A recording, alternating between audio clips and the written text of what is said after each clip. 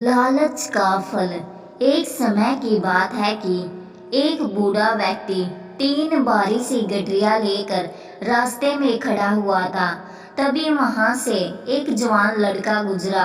बूढ़े ने उस लड़के को रोक कर कहा कि बेटा, क्या तुम मेरी मदद करोगे? मेरी एक गठरी बहुत भारी है, इसे मेरे गांव तक पहुंचा दो। मैं तुम्हें 2 स्वर्ण मुद्राएं दूंगा।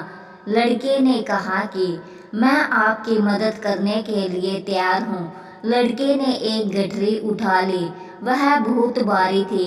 लड़के ने वृद्ध से पूछा कि बाबा, इस गठरी में क्या है? बूढ़े ने धीरे से जवाब दिया कि बेटा, इसमें सिक्के हैं। लड़का सोचने लगा कि इतने सारे सिक्के, लेकिन मुझे इनसे क्या करना है? मैं बेईमानी नहीं करूँगा। दोनों आगे बढ़ते रहे। कुछ देर बाद वे एक नदी के किनारे पहुंच गए। उन्हें नदी पार करनी थी। लड़का नदी में उतर गया, लेकिन बूढ़ा किनारे पर ही खड़ा था। बूढ़े ने कहा कि मैं नदी में 2 गठरियां उठाकर चल नहीं सकता। क्या तुम मेरी एक और गठरी उठा सकते हो? लड़के ने हाँ कर दी। बूढ़े ने कहा कि तुम ये गठरियां लेकर भाग तो नहीं जाओगे, क्योंकि दूसरी गठरी में चांदी के सिक्के हैं। लड़के ने कहा कि क्या मैं आपको चोर दिखता हूँ? मैं एक ईमानदार इंसान हूँ, मुझे धन का लालच नहीं है। बूढ़े ने विश्वास कर उसे दूसरी गठरी भी दे दी। अब लड़के के पास 2 गठरियां हो गई। दोनों आगे बढ़ने लगे। कुछ देर बाद एक पहाड़ी आई। बूढ़े ने कहा कि बेटा, मेरी ये तीसरी गठरी भी तुम ही ले लो, लेकिन भागना मत, क्योंकि इसमें सोने के सिक्के हैं। लड़के ने कहा कि आप चिंता न करें, मैं लालची नहीं हूँ। बूढ़े ने तीसरी गठरी भी उस लड़के को दे दी। अब वह लड़का तेजी से चलने लगा।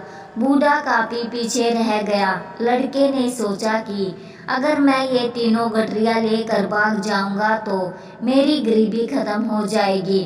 बूढ़ा तो मुझे पकड़ भी नहीं पाएगा। ये सोचकर वह तीनों गठरियां लेकर भाग गया।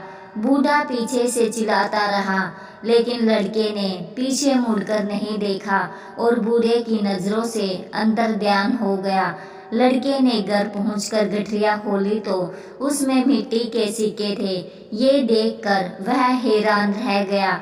उसने सोचा कि उस बूढ़े ने मुझसे झूठ क्यों बोला। तभी उसे सिक्कों के साथ एक चिट्ठी भी रखी हुई दिखाई दी। उसने चिट्ठी निकाल कर पढ़ी। चिट्ठी में लिखा था कि ये पूरा नाटक इस राज्य के खजाने की सुरक्षा के लिए ईमानदार व्यक्ति की खोज के लिए रचा गया है। वह बूढ़ा और कोई नहीं बल्कि इस राज्य के राजा है। अगर तुम ईमानदार रहते तो तुम्हें मंत्री पद मिलता और राजा से मान सम्मान भी मिलता। उस लड़के को अपनी गलती पर पछतावा होने लगा। उसने छोटे से लालच में एक बड़ा अवसर खो दिया। धन्यवाद।